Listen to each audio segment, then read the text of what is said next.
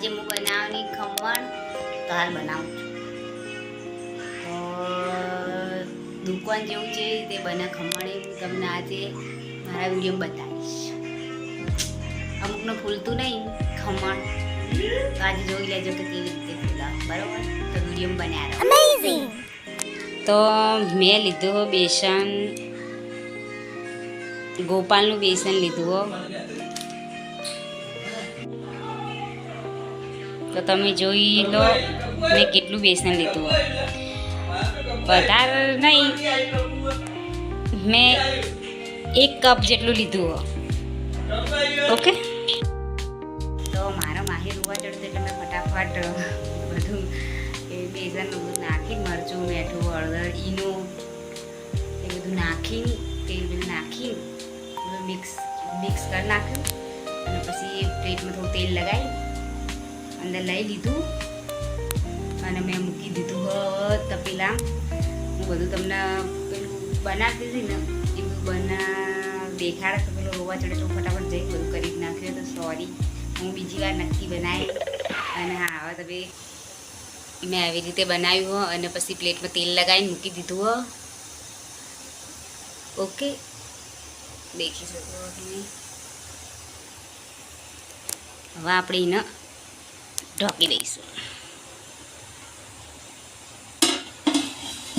આવી રીતના તપેલામાં લેશો ને તો કમ્પ્લીટ બની જશે. અને ઉપર વજન મૂકવાનું ભૂલવાનું નહીં, એટલે હવા ચોયથી નહીં જાય તો મસ્ત થઈ જશે. બરાબર, ગેસ તો ફૂલ જ રાખવાનો. કેટલી મિનિટ રાખવાનું પણ હવે 15 મિનિટ જેવું રાખશું. 15 મિનિટ પછી આપણે હવે ખોલીએ તપેલું. જેટલું ફૂલે એ મહત્વનું તો હું તમને દેખાડે. આપણે ખોલીને એકવાર જોઈ લઈએ ચપ્પાથી શું થયું.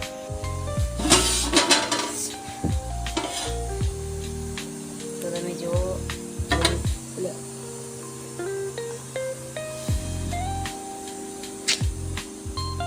નહીં થયું ચોટો, હજુ નહીં બન્યું તો આપણે એને થવા દઈએ. પાછું 2-3 મિનિટ રાખી દઈએ. બરાબર, મેં પીસ કરી દીધા. દેખો,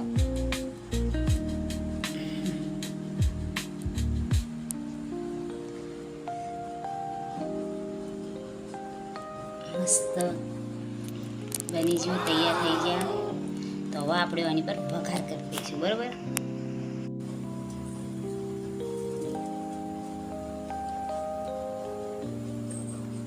તો મેં આટલું તેલ લઈ લીધું. તેલ તપે એટલે આપણે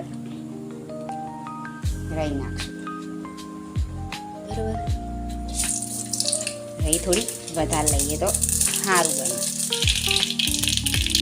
મેં વઘાર કરી નાખ્યો. હવે તમે ખાવ કેવું બન્યું કહેજો. અમે કેવું બન્યું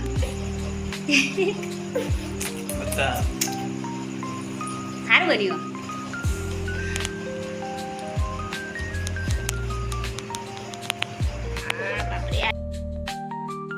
કરતો માહિર ઉતરી જતો પાસે જોઈએ.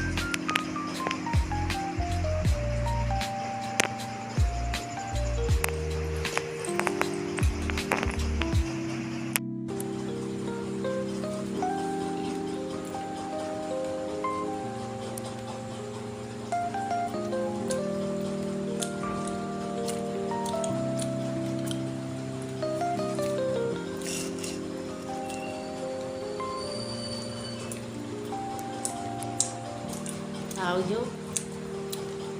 વિડીયો આટલે પૂરો કરી દઈએ. Good night.